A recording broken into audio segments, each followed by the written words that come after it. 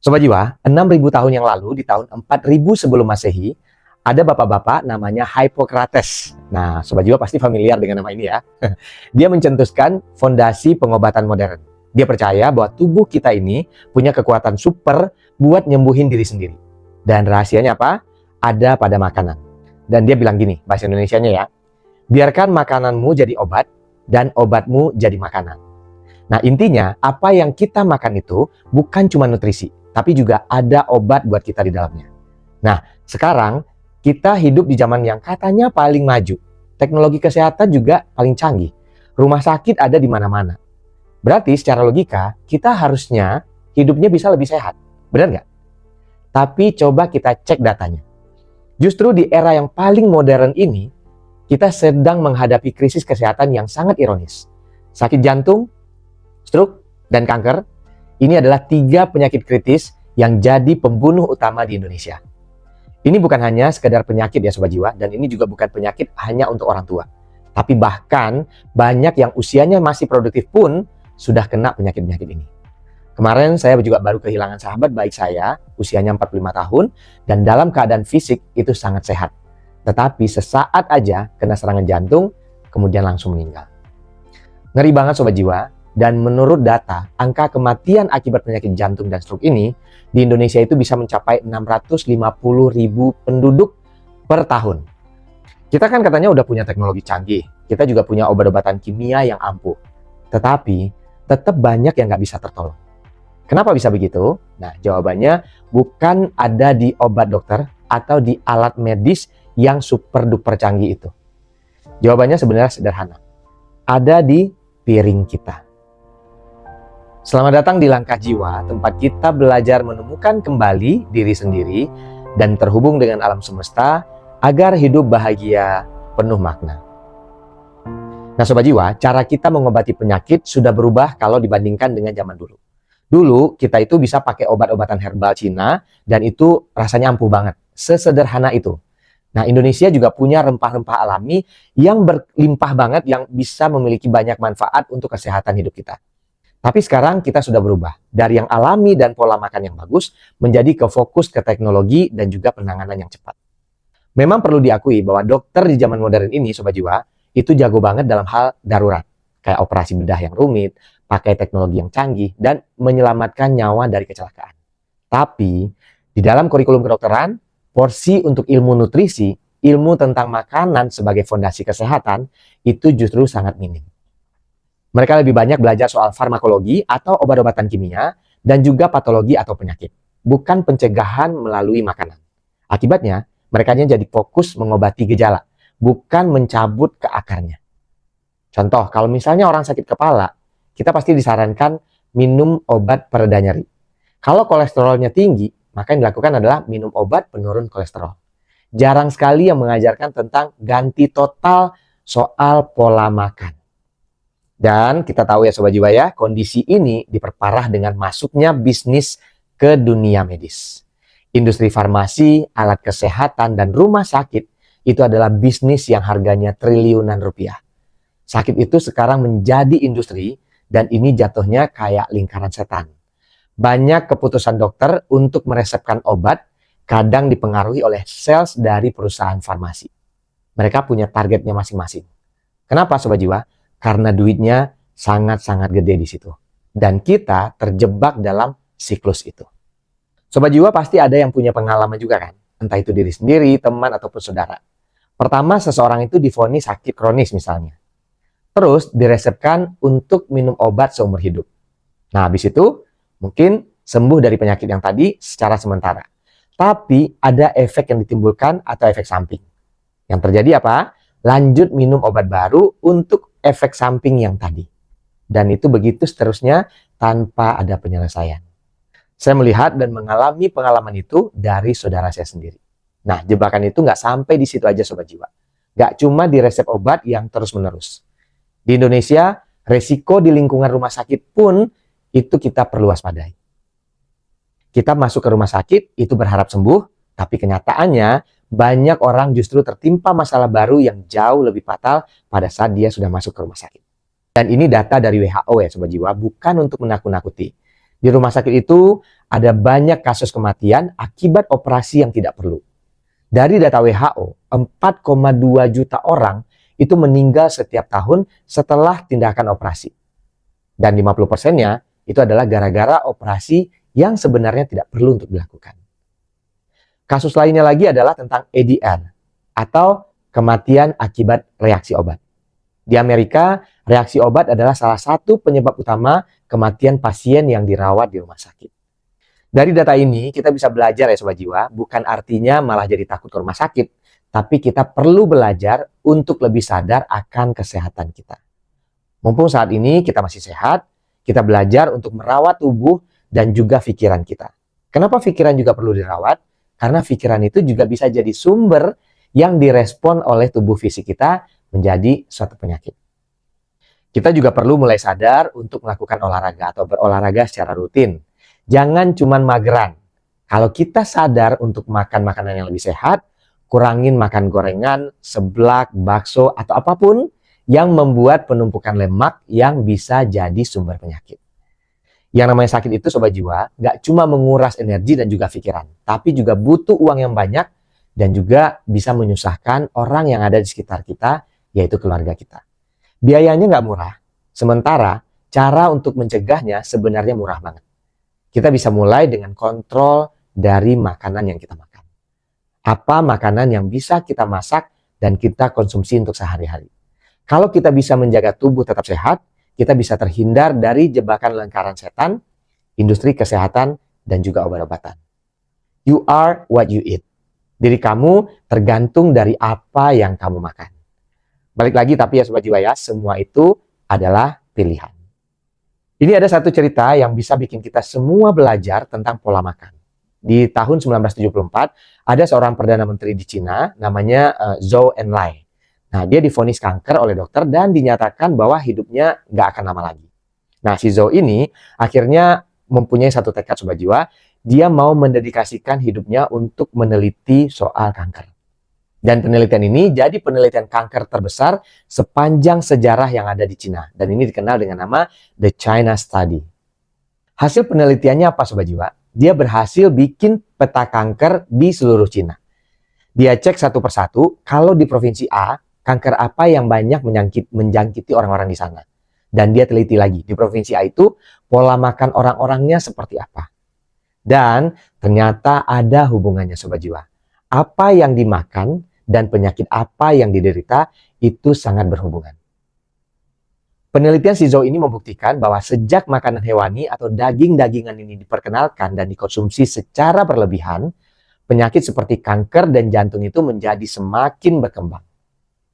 Oke, tapi orang zaman dulu juga makan daging, kenapa sekarang jadi masalah? Kan itu jadi satu pertanyaan ya.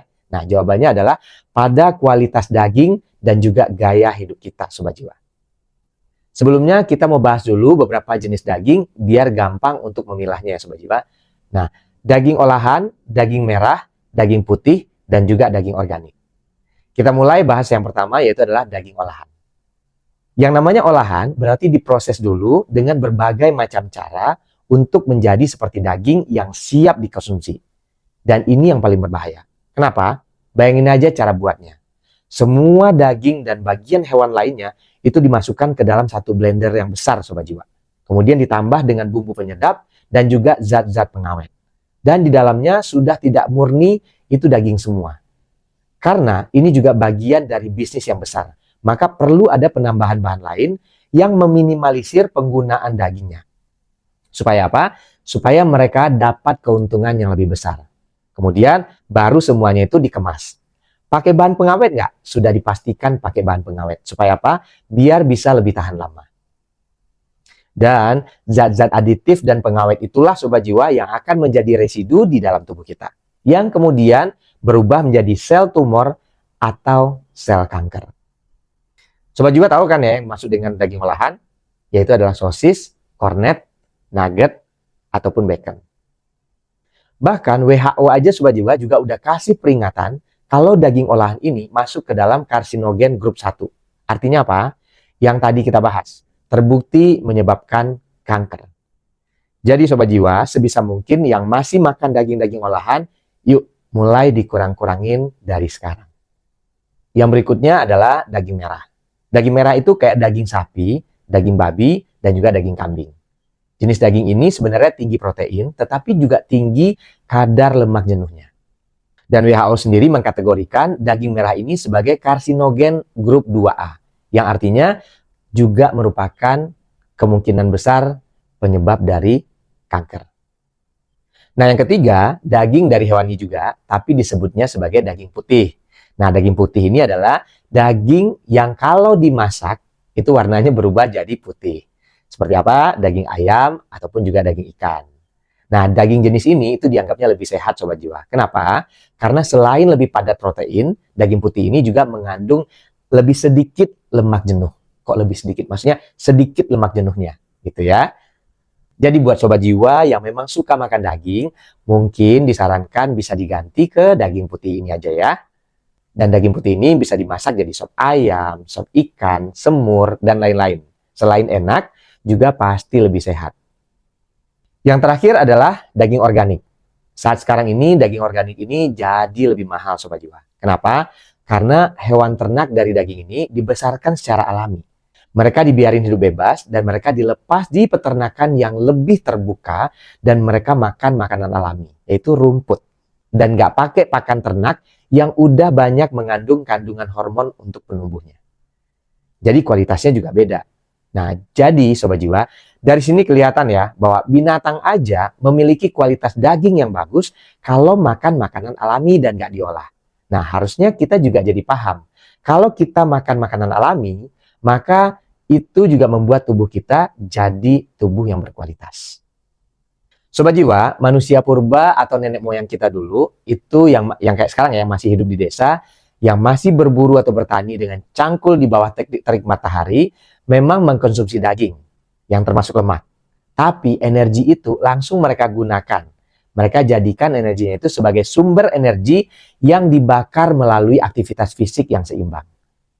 Mereka aktif seharian, naik turun gunung buat ke ladang, kemudian memanggul hasil panen mereka dengan berjalan jauh.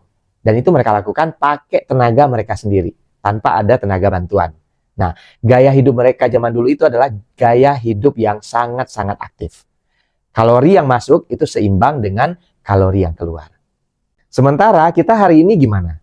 Itu beda jauh dengan aktivitas fisik zaman dulu. Malah lebih parahnya lagi, orang yang masih muda-muda saat ini punya tulang yang kuat, malah dibuat jadi lemah. Dengan cara apa? Malas-malasan buat bergerak aktif. Atau istilah anak sekarang, mageran. Kita pindah dari kasur ke kursi mobil. Kemudian dalam perjalanan, datang sampai ke kantor, kita pindah ke kursi kantor. Kemudian balik lagi ke sofa. Nah, kita makan daging dengan porsi besar, seringnya junk food dan juga dagingan olahan, atau bisa jadi ayam geprek gitu ya, yang juga sudah dikasih tepung, kemudian digoreng di minyak yang sudah berkali-kali melakukan penggorengan. Nah, sehingga banyak racun masuk ke tubuh, tapi nggak diolah jadi energi keluar karena nggak kepake. Kalori yang masuk lebih banyak daripada kalori yang keluar. Lemak yang seharusnya jadi bahan bakar, kini jadi musuh yang menumpuk di perut, menyumbat pembuluh darah, dan itulah yang mengakibatkan akhirnya jadi penyakit. Itu tadi kita bahas dari sisi aktivitas sehari-hari dan juga yang tadi yang kelihatan ya Sobat Jiwa. Belum lagi kita bahas dari sisi spiritualnya. Nah, banyak hewan yang diternak secara massal itu hidupnya menderita. Mereka hidup dalam kondisi stres dan juga penuh tekanan. Hidup di kandang yang sempit, yang cuma muat untuk badan mereka aja. Mereka dikasih makanan yang gak alami, dan pakan yang dibuat itu dibuat dengan zat-zat dan hormon supaya tumbuh dalam waktu yang lebih cepat dan gak sesuai dengan pertumbuhan alaminya mereka. Setiap melahirkan, anaknya mereka juga diambil untuk diproses jadi lebih cepat tumbuh juga. Terus juga susunya diperah sampai habis. Kalau udah nggak bisa beranak dan memproduksi susu, maka sapi-sapi tadi langsung masuk ke pabrik pemotongan hewan. Sedih sekali kalau misalnya diikuti prosesnya Sobat Jiwa. Secara etis, hewan yang mati dalam keadaan stres, ketakutan, dan tidak bahagia itu secara spiritual sudah bisa dipastikan membawa energi negatif. Dan ketika Sobat Jiwa memakan daging tersebut, maka kalian semua memasukkan energi negatif, energi penderitaan, dan ketidakbahagiaan itu ke dalam tubuh masing-masing. Ini bukan cuma tentang kalori, tapi tentang getaran energi yang mempengaruhi keseimbangan mental dan juga spiritual kita. Kebetulan Sobat Jiwa, ada tim saya yang baru aja pulang dari Jepang. Nah, dia pulang bawa satu cerita yang bagus banget. Dia menceritakan bahwa kalau daging sapi yang ada di sana, itu rasanya enak banget, lembut banget. Nah, beda banget sama sapi yang ada di Indonesia. Setelah cerita panjang lebar, ternyata cara orang Jepang memperlakukan hewan ternak itu jauh beda dengan yang ada di negara-negara lain. Mereka lakukan itu dengan penuh respek, dengan rasa hormat. Bahkan sebelum disembelih, sapi-sapi itu dipijit dulu biar lebih rileks. Dikasih treatment yang menyenangkan buat si sapi. Seolah-olah orang Jepang ini caranya adalah meminta izin dulu biar mereka ikhlas ketika disembelih. Segitunya buat orang-orang yang sudah memahami ilmu energi. Semua fakta ini bukan untuk menakut-nakuti Sobat Jiwa, melainkan untuk membangkitkan kesadaran kita tidak bisa terus-menerus menutup mata. Realitanya saat ini, sulit bagi kita semua bisa 100% terhindar dari makanan yang tidak ideal. Makanan olahan itu ada di mana-mana.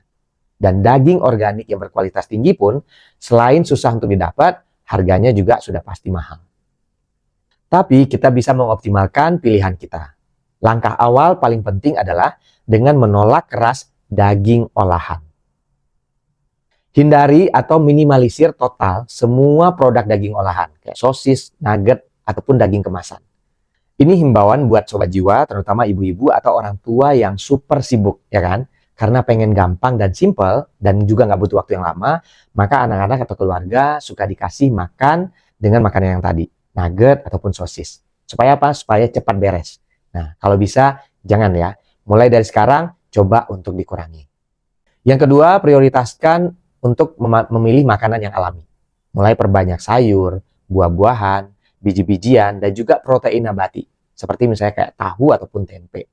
Jangan salah ya Sobat Jiwa ya. Tempe atau tahu itu dengan kualitas yang bagus, itu kandungan proteinnya bisa lebih tinggi dibandingkan dengan daging ayam ataupun daging sapi yang dijual di pasar. Terus kalau misalnya milih daging, Sobat Jiwa bisa cari sumber yang jelas asal-usulnya. Kalau bisa, usahakan yang organik, biar lebih sehat. Sehat secara fisik dan juga sehat secara spiritual. Sering banget kan kalau saya beli daging di pasar, ada daging yang bahkan lalat aja itu nggak mau hinggap. Kebayang nggak Sobat Jiwa? Lalat aja nggak mau loh. Kenapa? Karena bisa jadi lalat itu juga tahu bahwa ada zat atau kandungan yang berbahaya buat diri mereka. Intinya Sobat Jiwa, kita lebih hati-hati dan berkesadaran pada apa yang kita masukkan ke dalam tubuh kita. Jadi Sobat Jiwa, semua yang kita bahas hari ini bukan cuma sekedar data, statistik, atau teori konspirasi. Ini adalah kenyataan yang terjadi di sekitar kita, di keluarga kita, bahkan mungkin untuk diri kita sendiri. Ini adalah panggilan jiwa. Kita udah lihat gimana kita terjebak menjadi korban industri makanan dan juga industri kesehatan. Di satu sisi, kita dibombardir makanan yang merusak kesehatan, dan di sisi lain, kita disodorkan solusi dalam bentuk pil, tindakan medis yang berisiko, dan hal-hal yang tidak berkesudahan dalam hal pengobatan. Ini adalah sistem yang menjadikan kesakitan sebagai industri, sebagai lahan untuk mengambil profit, dan kita adalah komoditasnya. Kita pasti akan sangat bahagia Sobat Jiwa kalau kita bisa tetap sehat, melihat anak cucu kita tumbuh dan bahagia, dan juga keluarga kita sampai pada saat kita tua nanti. Ketika kita bisa memilih makanan yang lebih alami dan berlimpah energi positif, kita nggak cuma memanjangkan usia, tetapi kita juga meningkatkan kualitas hidup kita secara drastis. Kita jadi punya energi untuk bermain dengan cucu, fokus lebih baik di usia senja, dan yang terpenting adalah kita akan memiliki keseimbangan spiritual karena kita menghormati tubuh yang telah diberikan kepada kita. So Sobat Jiwa, ingat dari kata-kata Hippocrates yang tadi. Jadikan makananmu obat. Ini bukan hanya slogan, ini adalah jalan pulang menuju ke kehidupan yang utuh, berenergi, dan penuh kesadaran. Sobat Jiwa, kalau kamu punya cerita perjalanan hidup yang menginspirasi, kamu bisa bagikan ceritamu ke email yang ada di kolom deskripsi. Karena perjalanan jiwa setiap orang itu unik, siapa tahu ceritamu itu Sobat Jiwa bisa menginspirasi dan juga menyentuh hati banyak orang untuk bertumbuh dan bertransformasi mencapai tujuan hidup mereka yang sejati. Terima kasih untuk Sobat Jiwa yang sudah mampir ke video ini. Buat kamu yang terinspirasi, boleh klik like dan juga tinggalkan komen di kolom di bawah. Terima kasih untuk Sobat Jiwa yang sudah mampir di video ini. Buat kamu yang terinspirasi, boleh klik like dan juga tinggalkan komen di bawah. Jangan lupa juga untuk subscribe dan klik tombol loncengnya supaya kamu nggak ketinggalan video-video terbaru dari Langkah Jiwa.